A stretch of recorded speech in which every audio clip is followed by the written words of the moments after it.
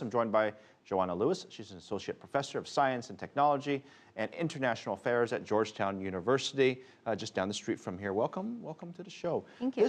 This agreement, there has been a lot of headlines. I've tried to go through as many as possible. Let me start on the overriding goals that President Xi and Obama have laid out in terms of the cutting of the global emissions.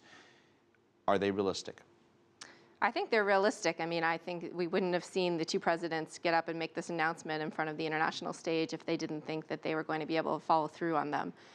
They're realistic, but they're also quite ambitious. I think they're going to be ambitious for the U.S. And ambitious for China, both for technical reasons as well as political reasons. But in fairness, I mean, the critics would argue that, look, the U.S. has until 2025. I mean, that's a long, long ways away. I mean, China until 2030. There's a lot that can happen in technological development between now and the next 25 or 20 years. Well, I certainly hope you're right. But for China to achieve a peak in its carbon emissions by 2030, which is what the president pledged yesterday, it's going to have to transition away from being a coal-based economy. As you know, China is the largest coal consumer producer in the world. It gets the vast majority of its energy from coal still. And so in order for its carbon emissions to peak, that's going to require coal use to also peak. And it's going to require a lot more renewable energy and other non-fossil sources of energy to be used. We unfortunately saw a little bit of some of the dirty politics here in Washington. Mitch McConnell, the now Senate Majority Leader from the state of Kentucky, already had some very tough words for the president. Of course, his state being a major coal supplier.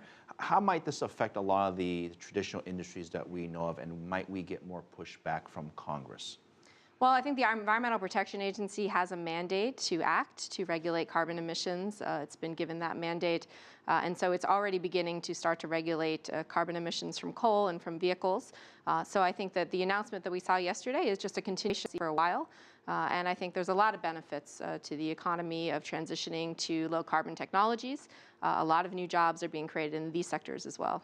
There are a couple big meetings coming up, Peru being one of them, another one as well in Paris, where they're going to try to get more of a global consensus, if you will. And my understanding is that they want consequences, because if I say I set this target and I don't meet it, it's not a big deal. I mean, there doesn't seem to be any consequences. So at this meeting in Paris, they're supposed to set more of that. Do you think that is a good idea, or is it going to scare off folks that want to participate more in that discussion? Well, I think the world that we're in today with the international climate negotiations, you have a situation where in order to get the large emerging economies from around the world to sign up to take action on climate change, it's going to require that everyone really do sort of what's in line with their own national. And that doesn't mean that they can just do business as usual. For China to meet what they've put forth yesterday is going to require quite a bit of effort. But I think the most important thing is not so much international sanctions or what's going to be embedded in the treaty, but what kind of domestic policy is going to back up these targets. So we're going to be looking in the U.S. to see, what additional policies might be put in place. We'll certainly be looking to China to see if they, for example, try to be more aggressive about renewable energy development and be even more stringent about coal use, particularly in response to recent air pollution challenges. I mean, there is some good news on this in the sense that the world, at least, we don't have to explain to people about climate change. Most people, I'll put that in parentheses, most people generally agree that we should do things that are generally good for the environment. And you take a look at things like solar, water, hydro, all these different technologies that we have in place now. Which one's likely to benefit most from this new initiative? I mean, honestly, particularly in China's context, they need all of them.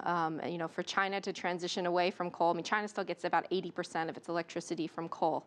And so while that share is going to decline somewhat, you're going to need to see more wind, more solar, more hydropower, more nuclear power, potentially more gas as well.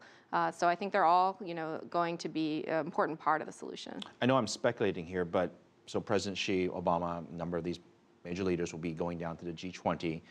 This will obviously be one of the topics, I'm guessing. Is it a moment? Is it a chance to get them on board right now rather than wait until Paris? I think absolutely. I think the idea here is to really build international momentum around this issue. So I think it's not a coincidence that the leaders decided to do this in advance of the G20, in advance of the Lima climate negotiations, because if you're going to have these targets put on the table, you ideally want this done much, before Paris. You don't want a situation like we had back in Copenhagen in 2009, where you had leaders, rolling up their sleeves and fighting until the, 3 in the morning about these targets. I think if, for the climate, you want to really do this early. You want to try to raise the level of ambition by having different countries hear each other's targets and then hopefully raise their own level of ambition and response. Something they can agree on. We don't hear that too often. Joanna Lewis, thank you very much, Georgetown University. Great to have you on this topic.